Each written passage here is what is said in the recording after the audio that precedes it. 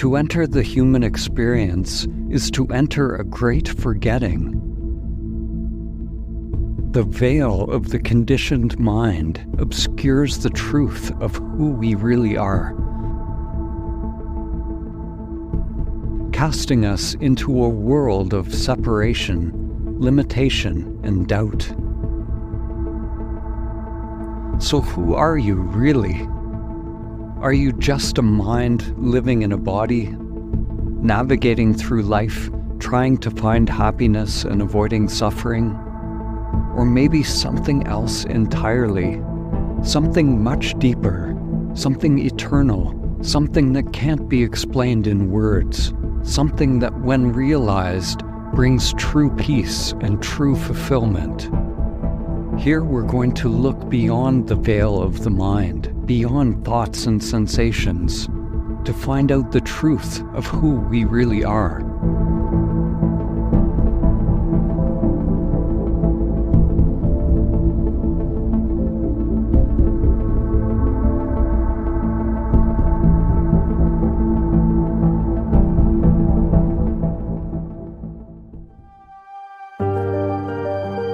So what is the mind? Throughout history, this question has been asked countless times.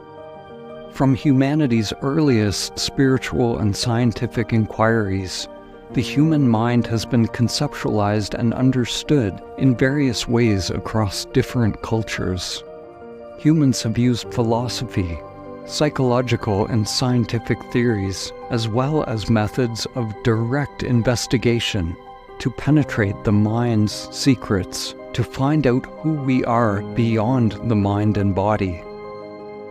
Ordinarily, we think of mind as being maybe something inside the head, like the brain, and it's to do with thinking and cognition. But the mind is much deeper than this. The mind is actually a duality. It's also known as Maya or illusion. It's also known as ego. In Latin, the word ego means simply I. When the sense of I is limited to something, it is Maya, illusion. But when it's unlimited, when it wakes up as consciousness itself, within which all phenomena arises and passes away, then there's no longer an identification with a separate I. The true meaning of the word I is infinite awareness, infinite consciousness. That's the only I, or the only self there is.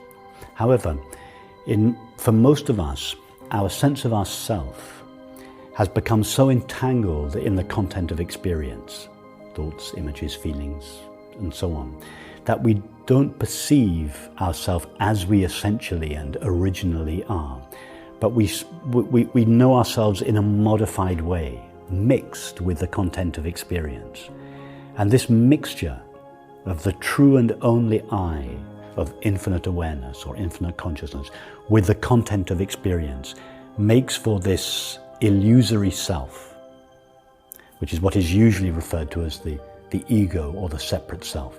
The ego is an idea, very persistent, very strong, very solid, that we are a person, a separate entity inside a body-mind, or sometimes we think to be just a body-mind. The ego is an aspect of the mind which forms at a young age, and it's that aspect which gives us a sense of, I am an individual me. The ego is literally a made-up entity, and it's not real. And it's that which we identify as the body. It's the part of the mind that thinks it's separate. The ego is the personal sense of me, but it's not the true self. It's a whole imagined construct of me. It's not ultimately who I am. Ultimately who I am is that which is deeper, this underlying presence that's always here. The dualistic mind is made of two fundamental aspects: the witness and what is witnessed. There's the phenomena of the world, made up of sensations, perceptions, and egoic preferences. And then there's this sense that there's an I that is separate, witnessing. Awakening is waking up from this duality, from this split between witness and witnessed, between subject and object, to realize primordial awareness that is ever present. If you look at young children don't have an ego, and they live in a state of participation. They live in a state of exhilaration because they are not separate to the world. When we're born, we're dependent and we don't yet have conceptual thinking. As we develop concepts and what's called self-awareness, which is the ability to reflect on what we're doing in order to become independent. So that thinking process becomes this internal identity. The formation of the ego begins soon after birth. We begin to develop a personal identity, which we eventually call I or me. The mirror stage in human development is the point at which a child recognizes themselves in a mirror, usually around 6 to 18 months of age. And it is just one part of the formation of the ego via the process of identification. It's not that we get our ego from recognizing a character in the mirror. It's part of a socialization process or conditioning, as those around us begin to treat us as a separate person, as a separate I. We learn to identify a sense of I through the sensations that arise on the body, through perception and conceptualization of things. The mind divides and separates one thing from another, and then we develop preferences towards those things. Some things we like, some things we don't like. This I becomes our individual, separate and unique identity as we move through life. It is the story of who we believe we are. And the consciousness that we are starts to believe it when we are very young, when we are children. And it grows with us until we are completely convinced to be a person. As people grow, move towards adolescence and into adulthood, they develop a sense of separation, a sense of being an I who lives inside their heads. So they become separate egos who live in a state of wanting, a state of incompleteness, whose lives are dominated by a desire to accumulate things to compensate for their incompleteness. It's the mind that causes all the issues, all the problems. The mind is a power that creates the entire illusion of separation, the entire illusion or appearance of being a person living in a world. We could experientially verify that every time we experience psychological suffering, we can always trace it back to the belief to be this separate person, this separate entity. There are no exceptions. I'm not talking about physical pain, but psychological suffering is absolutely unnecessary. It is predicated upon the belief to be this separate or apparently separate body-mind. Because we're like fragments who've been broken away from the whole, like jigsaw pieces that have become disconnected and spread far apart. So there is a feeling of something's missing, something's not right. The mind seems like an insurmountable obstacle. How can we overcome the mind? The mind seems to have no end.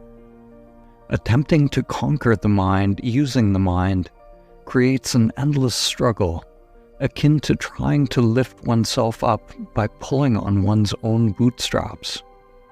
The ego structure can feel devastated, lost and confused, feeling that life has no meaning. And as that seeking mind struggles, we experience what St. John of the Cross called the dark night of the soul. This is a necessary part of the disillusionment process.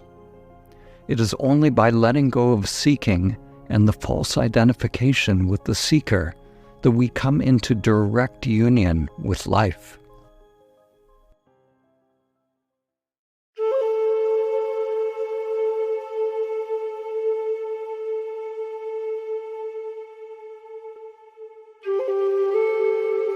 I was in a good place in my life. I sort of given up on the spiritual search, not because I'd given up as such, but because there was nothing else really to look for.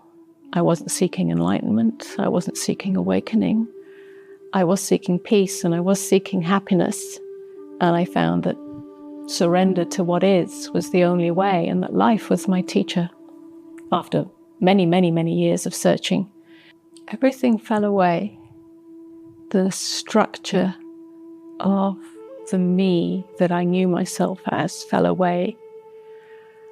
I was sitting in my living room, and over a period of a few weeks, a great sort of inner desolation seemed to appear in me.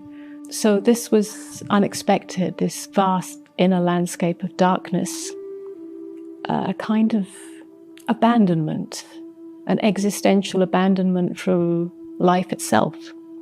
And I noticed how the mind's movement wanted to move away from this inner landscape of darkness. And I asked a question to myself. What is the meaning of suffering? What is the nature of suffering? How can suffering end? Or perhaps it doesn't end. And in that question, what arose was this willingness to not move from where I was, to not move away from that dark landscape, and to surrender in that, even if it meant the end of me. And I didn't know what that meant, the end of me, but it came up as a kind of knowing that wasn't yet conscious. And in that moment, totally unexpectedly, the whole structure of self died. It's like the whole me identity died. And surprisingly, there was a merging with life itself that ended the separation between me and life. And from that point on, I knew that I and life are one. There is no separation. It's all in the mind's movement. And from that point on, the whole structure of this amoda that had been built on a victim identity, not just a victim of circumstances, but a victim of my feelings, a victim of emotions, a victim of thoughts, and therefore constantly trying to change those, to change thoughts, to change feelings, to make them better, to make them more positive, to make them more uplifted. That ended. And without the victim, it was as if I was born anew. So I died and I was reborn in that. It's like all the veils of perception that were built on the identity of Amoda as a me, with her history, with her thoughts, with her beliefs, with her experiences, just came undone.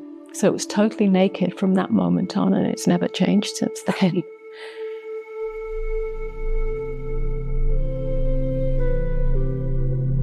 In Buddhism, the first noble truth is that there is suffering. There is this inherent dissatisfaction within the conditioned mind. Dukkha, or the chronic dissatisfaction of the mind, encompasses not only physical and emotional pain, but also more subtle forms of dissatisfaction, such as the inherent impermanence of all things and the inability to find lasting satisfaction in worldly pursuits. True happiness or fulfillment cannot be found in external material pursuits. even when things go the way we think they should, even when we're following the script, being a good person, we have successful relationships, successful careers, even then, there's often this underlying sense that something's just not quite right, something that we're missing, something that we're not perceiving accurately. And the closer we look at that, often, it becomes more vivid, more obvious. So what I often say is the first step in the awakening process is acknowledging that we suffer. We could summarize it by saying it's a sort of sense that life just isn't functioning right, or perhaps I'm not functioning right within life. But it's uncomfortable. It's grace that it's uncomfortable, because it leads us into this investigation that can take us to places that we never could have imagined. Why do people suffer? If we talk about physical pain, we have to understand that the reason why we experience physical pain is because physical pain is a protection device that we have genetically inherited. If we never experience pain, we would constantly bump into objects, and our body wouldn't drink sulfuric acid, and our body wouldn't last for too long. The reason of psychological pain is different. It is you're making a mistake. So psychological pain is not a problem. It is the beginning of the solution. Psychological pain is telling us a lesson about another mistake we make, which is to believe to be a separate human being. That's a mistake. That's a fundamental mistake. It is the original sin. The original sin that kicks us out of the kingdom, out of the Garden of Eden. The original meaning of the word sin means to miss the mark. Egoic consciousness is a pathological state of mind whereby we constantly miss the mark. This is the meaning of the fall. We are focused on the fruits of the tree of knowledge of good and evil, focused on thoughts. The dualistic mind is made of the phenomena that forms the perceived world of form, made of sensations, perceptions, egoic preferences, and this sense that there is an I that is separate, witnessing. It is this I thought that is at the root of identification with the ego. Whatever we are experiencing, it is I who am experiencing it. If I am sad or anxious or lonely, it is I who am having that experience.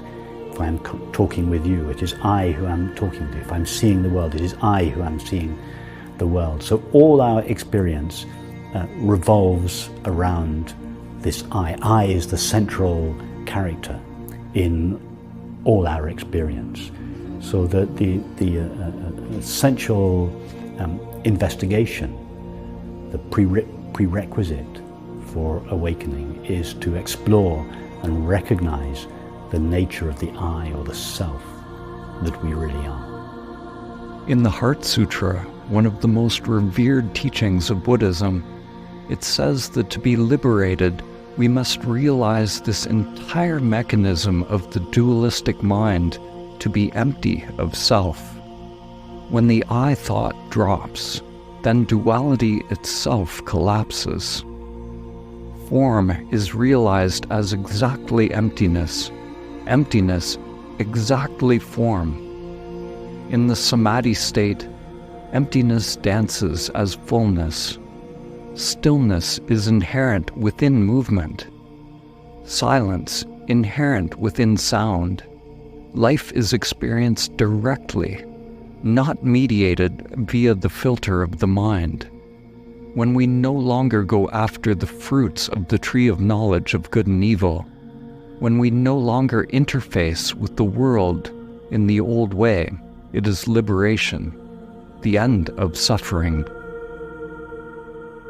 As long as we believe to be having our own mind or our own ignorance or our own ego, is because we are viewing this from a separate point of view.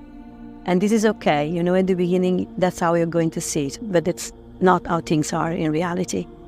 In reality, there is only life. That's it. Only pure life into action. So suffering is this resistance to life, resistance to our yes, resistance to our no, resistance to anything that is appearing, because we feel separated. And awakening is the healing of this separation, of this idea to be separated. We can start to understand egoic resistance in the mind by observing the larger principle of how all energy moves in the universe. One way to understand is by looking at something called a Lichtenberg figure.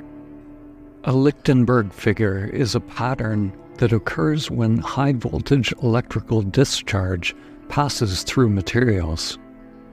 The electrical discharge creates a pattern of branching channels that look like trees. Here, electricity is going into wood.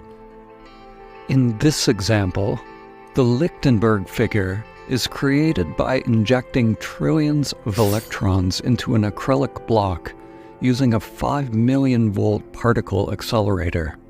All physical matter, in this case the acrylic block, is a resistance or slowing down of energy. In a thunderstorm, the resistance of the air affects the formation of the conductive channel and the current flow.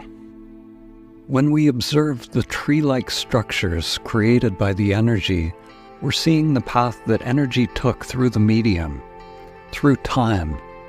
These tree-like patterns, or branching patterns, are found at all levels and scales of nature, from the micro to the macro. The very fabric of the universe is a play of form, a play of resistance, one giant mind playing a kind of hide-and-seek with itself.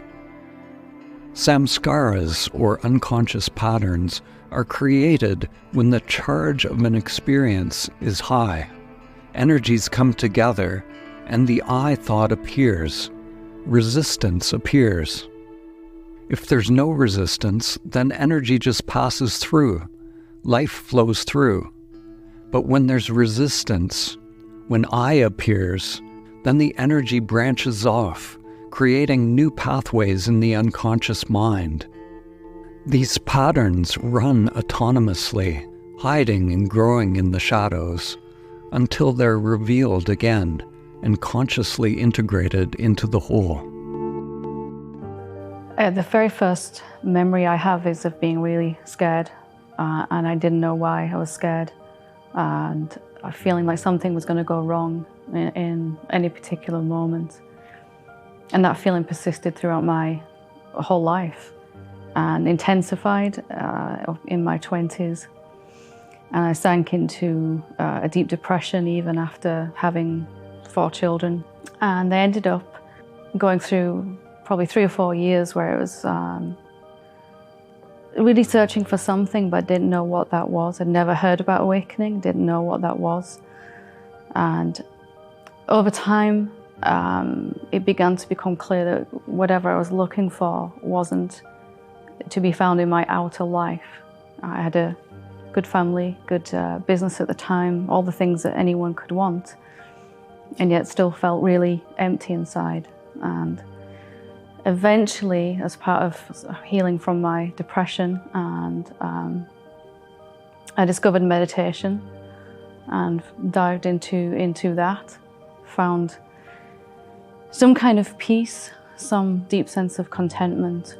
And for the first time in my entire life, that sense of dread or fear had disappeared, just momentarily, for that first time ever.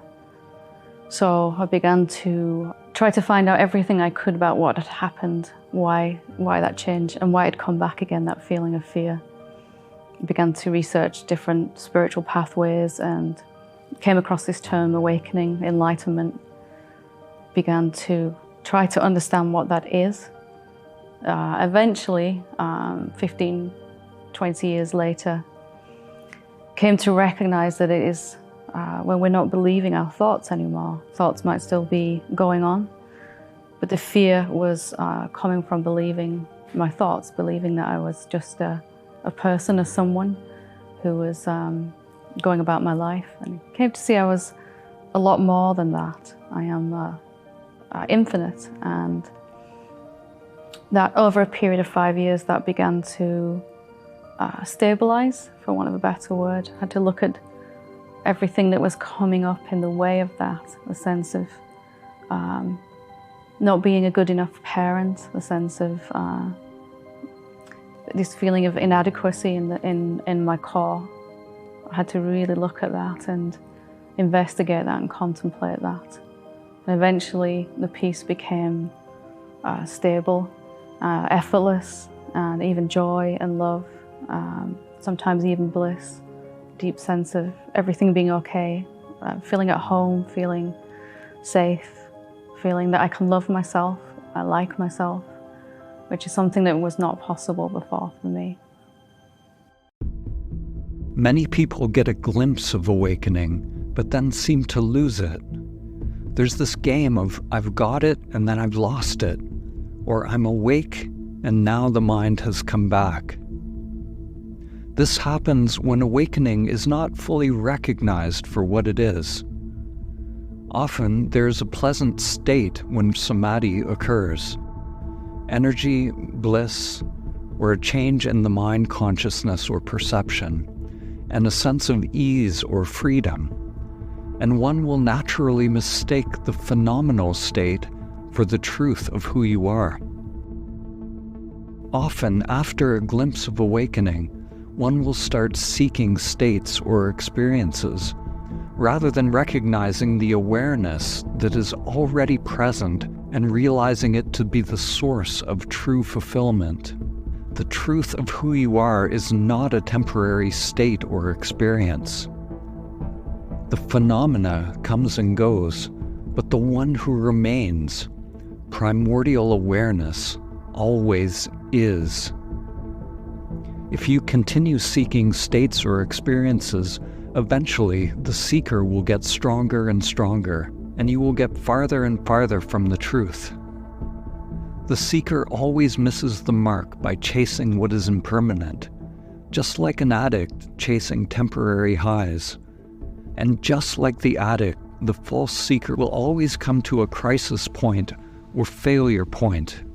Life is a festival of addictive patterns of behavior. And when I say that, I don't mean only addiction to drugs like alcohol or nicotine.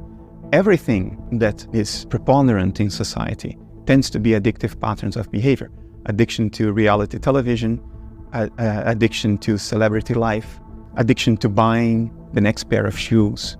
And why is that?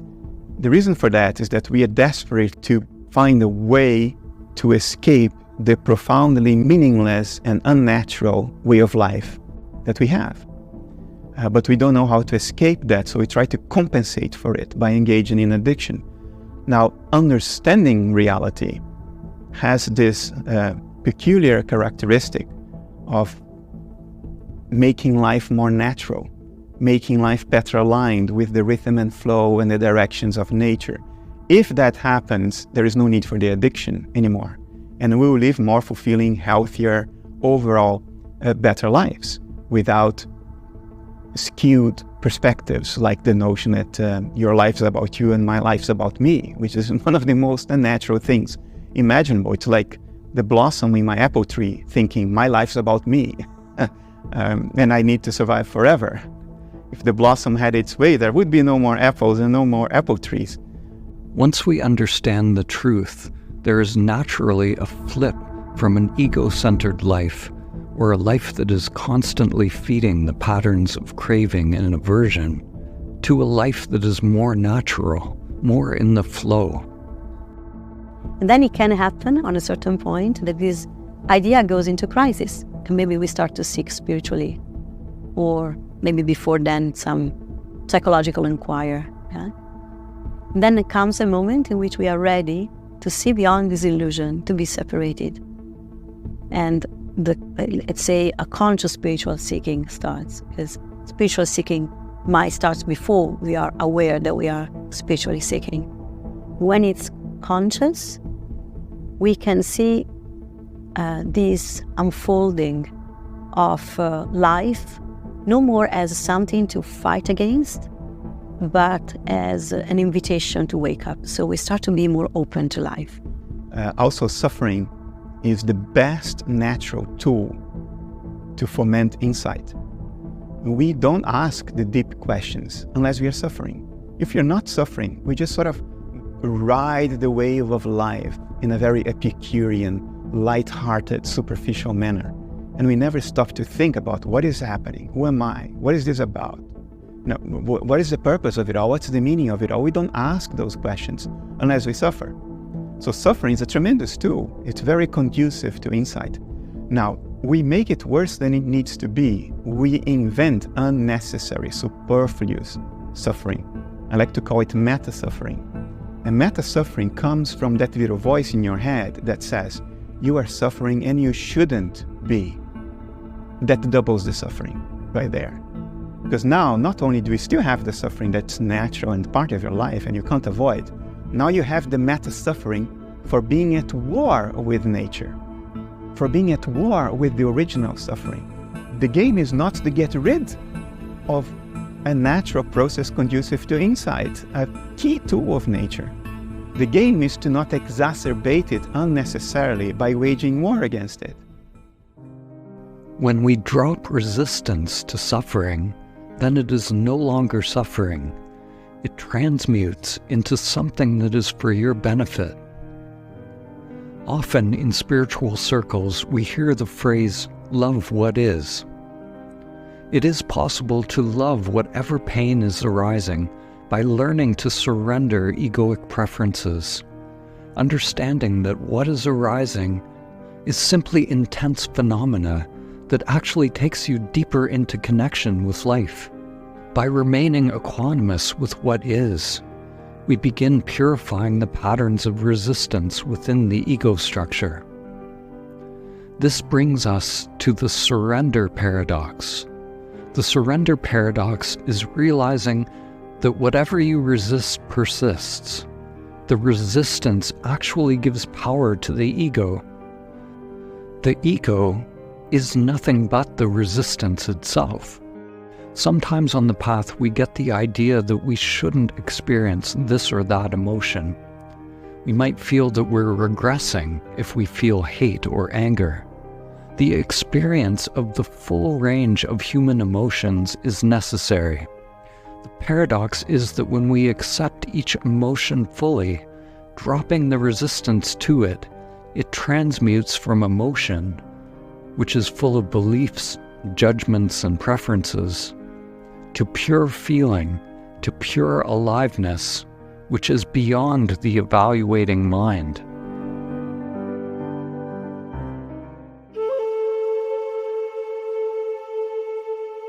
There's a famous story in Zen that illustrates this point.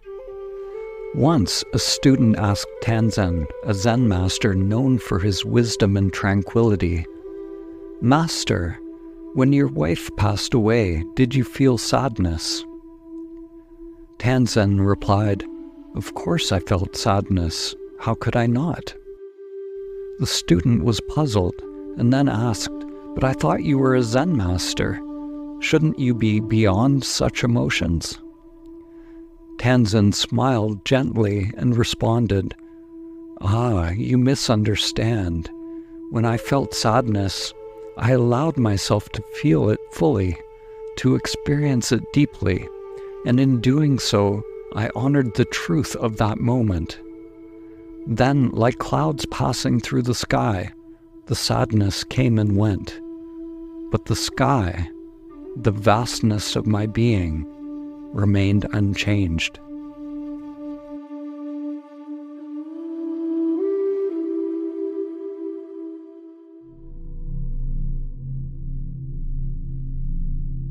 My awakening began really when I was in graduate school, when a series of personal experiences really challenged me to begin to question the purpose of life, of my life in particular, and the meaning.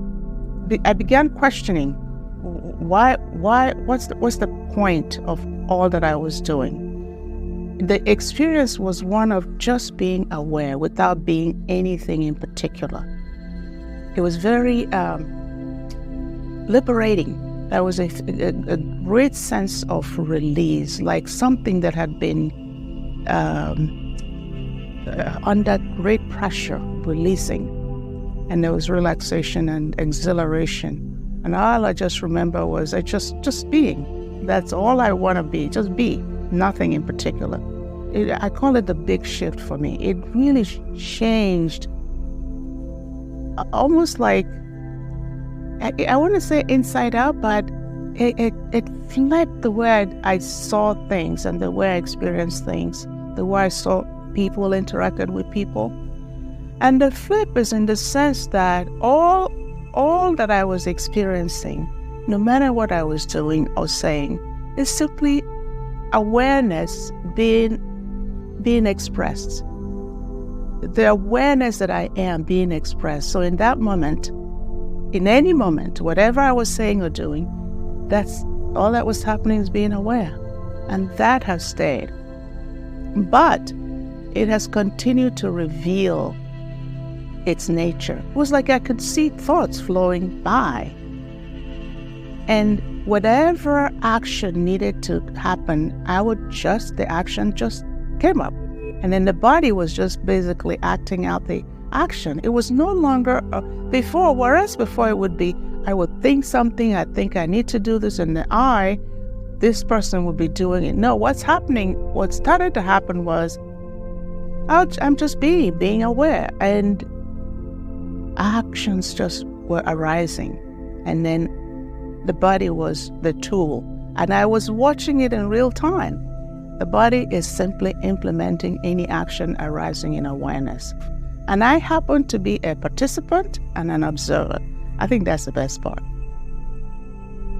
Awareness is choiceless. The true self is beyond choosing. Upon hearing that, one might say, okay, I'm going to give up everything. I'm just not going to choose anything. I'll just sit in a cave. And many people have done that. But the problem is, that would still be a choice. I'm just choosing to suppress my choices and desires. It's the conditioned mind choosing to not choose. Both choosing and non-choosing are all at the level of the conditioned mind. But who or what is aware of that mind? After awakening, you will find the conditioned self may still choose its favorite tea. It will still eat the diet that is best for the body. It's not that choosing isn't happening anymore. Many choices are still happening, arising all the time. But the difference is the sense of I is not entangled with any of that. The I thought has dropped away. I am not choosing, nor am I suppressing choice.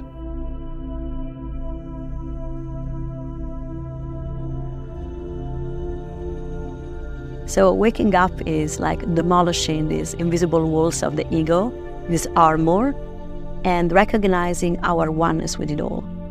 And the result is outstanding, because we discovered that we were not suffering anger, pain, sadness.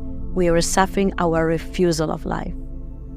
And we can learn to be so open that we are consciously one with life as it is.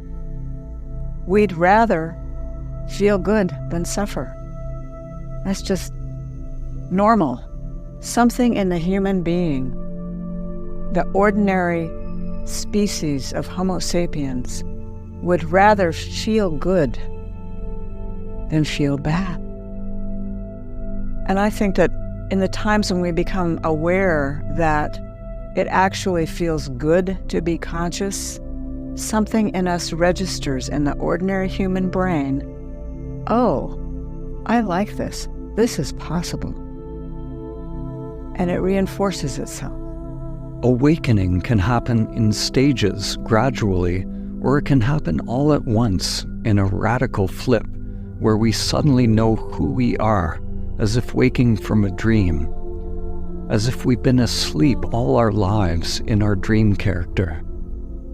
To stay awake, there is an ongoing purification of the self-structure required. Even if we have a full awakening, it is important to be vigilant, to not believe the next thought, to remain equanimous with what is when unconscious thoughts surface. Otherwise, the unconscious patterns of the mind may obscure the truth. The unconscious must become a transparent unconscious. If we do not face what is in the unconscious, we'll fall into what has been called spiritual bypassing. Spiritual bypassing refers to the tendency of some individuals to insist that they are already awake in order to avoid dealing with difficult emotions, unresolved psychological issues, or real-life challenges. The egoic mind can appropriate a glimpse of awakening and keep one from living from that place of truth. I was sitting on my bed, thinking about the mammogram I was about to go for the next day, and it had always been an extreme anxiety-producing experience, which I had once a year. And I was tired of feeling so scared, tired of being afraid of dying. And I was sitting on the bed, and out of the blue, I had this thought, couldn't I do this thing tomorrow without freaking out? And there was a thought, really, just a thought. But suddenly, I felt this surge of a realization that I could indeed. And I didn't know how I knew that. I didn't know what had just changed, but something clearly had just changed. And I was stunned. And I suddenly knew that it was going to be different from all the terrible anxiety I'd had all the years prior. And that didn't mean that the mammogram was going to turn out fine. It didn't mean I didn't have breast cancer. That was really bizarre to me. It was a stunner. And I got up and went into my partner, who was busy at his computer. And I just stood in the doorway, and he finally looked up. He realized I was there, and he said, "What?" And I said, "Something's just happened." And I told him. In the coming days, little by little, I began to realize it wasn't just that fear didn't seem to animate me anymore. I felt peaceful, completely without my ordinary ongoing stress. My mind was still. My outer life was basically the same. But it was many months before I understood that this was awakening that had happened. It was a long time, really. All I knew was I didn't hurt anymore in the way I had. And my mind was quiet. And it's been like that ever since. There can be no memory of awakening itself. There is only memory of experiences and phenomena. Whenever there is a memory, there's always some resistance trace in the mind.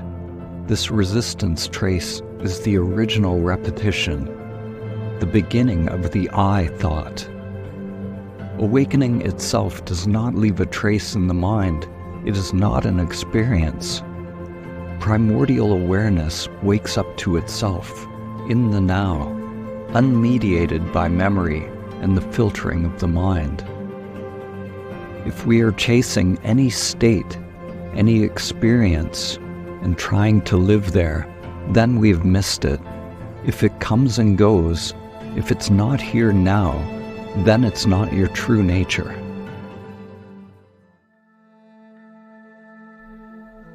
Let's take a moment to inquire directly into our true nature.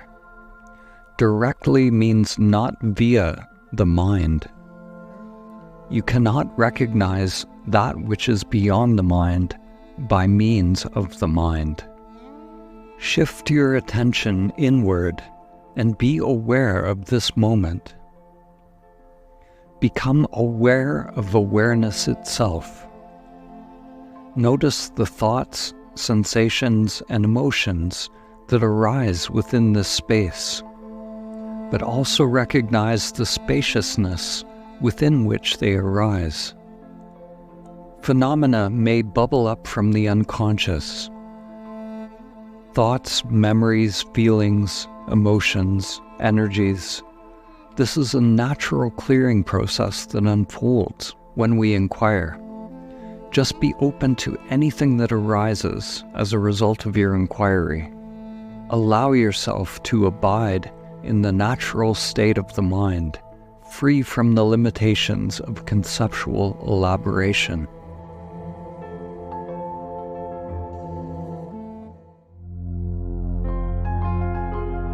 So my own awakening occurred in essentially two fundamentally different movements. I approached the initial shift from a place of suffering, profound suffering. And I had known that it had something to do with thoughts. It had something to do with the way I was thinking, the way I was perceiving the world, the way I was perceiving myself. And this led me into a direct investigation of the nature of thought itself. And most importantly, the nature of the thinker, the nature of the one who is seemingly bound by those thoughts. So with this direct investigation, the sense of being a thinker was dissolved. And with the sense of being a thinker being dissolved, then all thought forms sort of lost meaning to me. What I didn't realize is when that happens, we're left with a sort of pure or unbound conscious experience. And to me, that was tremendously peaceful, tremendously relieving of my suffering. That was the first part of my awakening. I had no idea, even from there, with the clarity that was revealed, with the peace that was revealed, that it could go deeper, that it could go a lot deeper. So over a period of a few days, the initial glimpse, the initial very profound, very releasing and surprising experience broke open into something that goes beyond the human dimension, goes beyond the confines of who I take myself to be in any form at all, and how I take the world to be in any form at all. All of that was dismantled. What was left, what is left, is extremely difficult to actually formulate into words, but through the book, through direct interactions with people who are interested in addressing this, it can be revealed, and it can be revealed to that person if they're ready for it and interested in investigating it themselves. No one can tell you what the mind is, what the matrix is, what you are. To know the immeasurable, the ineffable, the mind must be extraordinarily quiet and still, without any movement. In that deep, quiet, and profound silence, there's a possibility of coming upon something which is timeless, eternal, and beyond all measure. Let's say, to make a metaphor, that awakening is when your head, the head of the ego, has been chopped, by life. You saw clearly that you are not your body-mind. You're not an entity inside the body-mind. But Yeah, the head has been chopped by life, but it's still rolling down the hill. And as it's rolling down the hill, it carries with it old patterns, old schemes, old point of views that are no more nourished by your attention. You're resting in the witnessing solidly. You see, these old patterns unfolding. You're not involved in them, but they're still happening. So the head is rolling down the hill, but on a certain point it's going to stop. No more movement of old karmas coming into action, no more pattern emerging that you need to look and dissolve. They're gone. And that's moksha, that's liberation. What I've been seeing is a progressive opening up to seeing life not as a person inside a body, but as a peaceful, silent witnessing of it, in which there were moments in which there was just actions, but there were no doer of those actions. And I don't know, a dog was barking, it was just a barking in the silence, or there was somebody walking, or my body walking, and it was just a walking, not a somebody walking. And this was accompanied with the silencing of the inner dialogue that was sometimes accompanying my life. And so these moments of stepping out of this sense to be a person came more and more frequent. And as this was happening, everything that I thought to be, or, to be engaged in life, started to have a different sense. Instead of seeing like life against me, or difficult for me, or trying to ask, to pray for a change, I started to become able to see, there was the starting to become able of seeing that, all that was aiming to something higher, to open my heart more, to be more available to life. I started to see that what I called accidents or mistakes or things I didn't like, they were not wrong and they were not against me. They were actually showing me a deeper reality with which I was not in contact with. So all prayers became more like an amen, thy will be done. All requests were more like, help me to see where, I'm still refusing life, where I'm still refusing something, where I'm suffering because I say no to the unfolding of life itself. So there was an opening up, and more this opening up to life happened, and more these moments of conscious witnessing came. Awakening is just the beginning of this opening up. And it never ends in a way. It's a never-ending opening.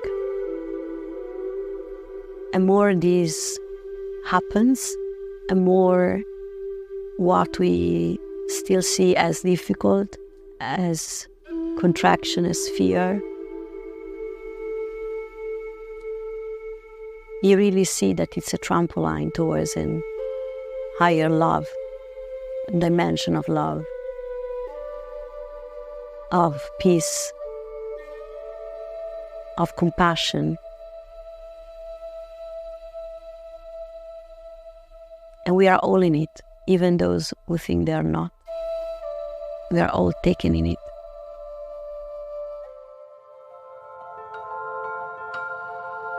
We can know that consciousness exists, that we can know for certain. Everything else we can make educated guesses about, maybe very good guesses, but guesses nonetheless. Consciousness is the only pre-theoretical given fact of nature. Everything else are theoretical abstractions that arise within consciousness. Consciousness is the sole axiom of nature. That it exists is the only absolutely certain thing in nature. And I can assure you that based on reasoning and the empirical evidence coming out from foundations of physics, coming out from the neuroscience of consciousness, it has become extraordinarily unlikely that consciousness is not fundamental. To think of consciousness as secondary or epiphenomenal leads to all kinds of insoluble problems. So there is excellent rational and empirical reason to take consciousness as at least one of, if not the only fundamental building block of nature. Physics is fundamentally a science of perception. It's an attempt to account for the patterns and regularities of the world we perceive. It does not attempt to transcend perception. Even when physicists use instruments like telescopes, microscopes, oscilloscopes, or whatever scopes you want, the output of these instruments still needs to be perceived. So everything in physics gets filtered out through the paradigm of perception, so to say. Physics is a science of perception. Therefore, it does not make any attempt to see fundamentally beyond the physical or fundamentally beyond matter, because physicality and matter are just other words for the world we perceive, for the contents of perception. Life is the instrument for its own understanding.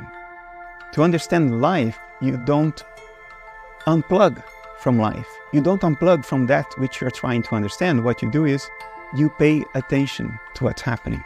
Try to capture the nuance. Ask yourself, what is this about? Why is this happening? What does this mean? Life in the world is a book to be read and deciphered. But we may get so caught up in an understandable need to suffer less that we forget to read the book. We forget to pay attention, while the book is the key to its all decipherment. If you decipher the book of life, you will automatically suffer less. But you can't decipher it if you're not with your eyes on the ball, if you're not paying attention. Life is the tool to its own understanding. All the great religious and spiritual traditions were founded on this understanding, namely that there is one infinite and indivisible reality which shines in each of us as the experience I am, and which appears to us as the world. In other words, there is an ocean of being, so to speak, that underlies everyone and everything, from which everyone and everything derives its existence, in which everyone and everything lives, and into which it vanishes when it disappears. And this is really the founding principle of all the great religious traditions, this the recognition of the unity of being. The first Hermetic principle is that the all is mind. The universe is mental. Wherever we look is the one mind. As Rumi said, wherever I look, there is the face of God. Whether we peer into the micro world or into the macrocosm of space, we find the one mind. Here is an image of human neurons, and this is a simulated image of dark matter distribution throughout the universe. The Millennium Run is a simulation done by the Max Planck Institute using supercomputers to create a representation of the distribution and evolution of dark matter in the universe. Dark matter forms a vast cosmic web of interconnected filaments and nodes, which is visually almost identical to neurons and the neural pathways found in a human brain. And the same pattern is ubiquitous throughout nature. We can call it the one mind, or God, or simply all that is. And what is referred to as God is not some external being beyond and prior to the world. God is the being that shines in each of us as the knowledge I am, and appears to us as the world. So we could say from this point of view in religious language that the world is the appearance of the Word of God, the Logos, and that we are localizations of God's mind, within God's mind. So how does one universal field of subjectivity, one universal consciousness, how does it appear to be many? Because I can't read your thoughts, presumably you can't read mine. I don't know what's happening in the galaxy of Andromeda, not even in China. We don't have a full experience of the entirety of nature. So how can this one mind that nature is have these limitations and appear to be many? Well, I think we know one natural process that does exactly that. It's called dissociation in psychiatry. It's a process according to which one mind seemingly fragments into multiple disjoint centers of awareness. We have definitive empirical evidence for this in people, in humans, from neuroimaging. And now I think we are close to beginning to have an explicit conceptual account of dissociation based on integrated information theory, which is the main theory in the neuroscience of consciousness. When a dissociative boundary forms, you can only see what is across that dissociative boundary through perception. And what you then perceive is matter, physicality. In other words, matter, physicality, is a conscious appearance of a conscious process from across a dissociative boundary. Whether we describe these processes in terms of modern theories or using ancient models like the 5 skandhas, what matters is that we make these processes, which are usually unconscious, conscious. When they are made conscious, then resistance within the self-structure can be dropped. The unconscious operation of I can be dropped. The perception that we are a physical body, the perception of sensations on the body, the conceptualization of objects and things, the identification with preferences towards those things, and the sense that there is a witness watching all of this. All of these mind processes are to be realized as empty of self. In other words, we disidentify from the phenomena while allowing it to be exactly as it is. This is not a turning away from life. Quite the contrary. This is a deepening of the intimacy with life. My understanding that consciousness is fundamental and precedes physicality over the years has fundamentally changed my experience of life and the world and what it means to be a human being alive in the world. To me, it happened slowly. At first, it was a merely conceptual understanding in my head. And then it sort of sunk into the body and started modulating my emotions, my feelings. And it changes everything. It changes what you consider to be a well-lived life.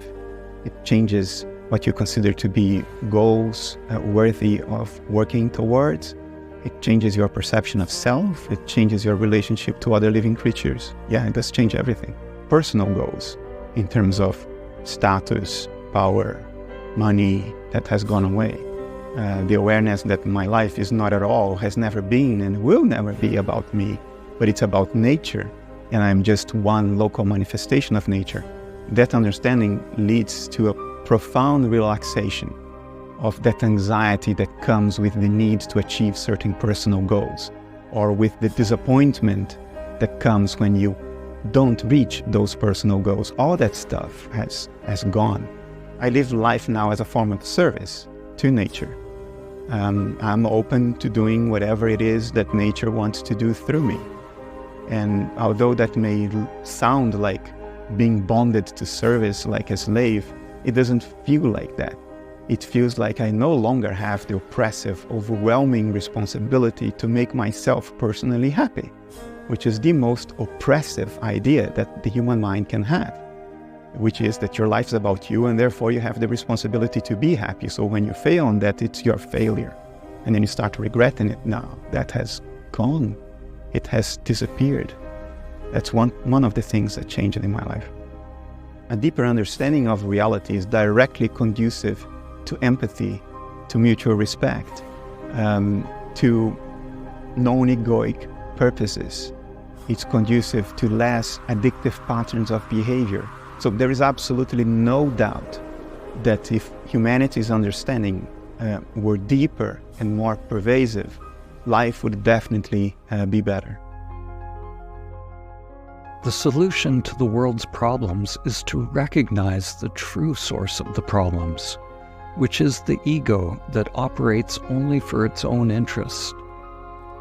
It doesn't matter what the ego engages with, politics, religion, economics, or education, as long as it operates from the false premise that there is a separate I, then we will continue to perpetuate suffering and separation. The only solution for humanity now is to wake up.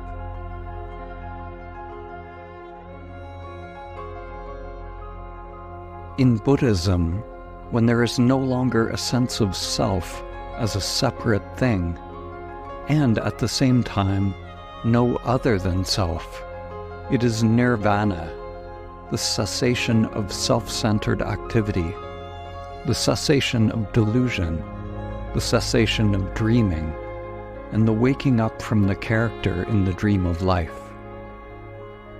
The Bible says, "The Word became flesh and made his dwelling among us."